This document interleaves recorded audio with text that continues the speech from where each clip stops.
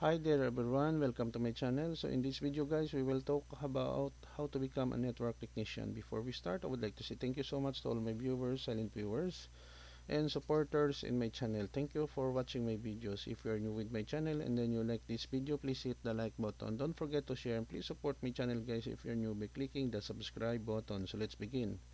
How to be a network technician. Becoming a network technician typically involves a combination of education, practical experience, and certification. Here are the general steps you can take to pursue a career as network technician. Number 1, educational background. High school diploma or equivalent. Most employers require a high school diploma or its equivalent as minimum educational qualification. Post-secondary education. While not always mandatory, having a degree or certification in a relevant field can enhance your prospects considering pursuing an associate or bachelor's degree in computer science, information technology, or a related field.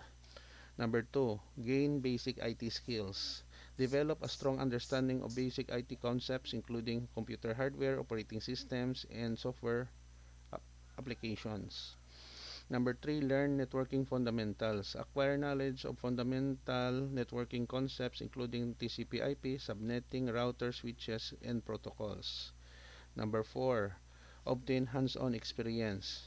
Gain practical experience by setting up and managing networks at home, participating in internships, or working on small projects. Familiarize yourself with network devices such as routers, switches, and firewalls.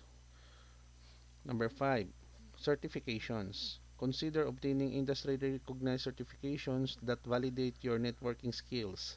Popular certification for network technicians include CompTIA. Network Plus provides a broad understanding of networking concepts. Cisco Certified Network Associate (CCNA) focuses on Cisco networking technologies. Microsoft Certified Azure Fundamentals or Microsoft Certified Azure Administrator Associate if interested in cloud networking.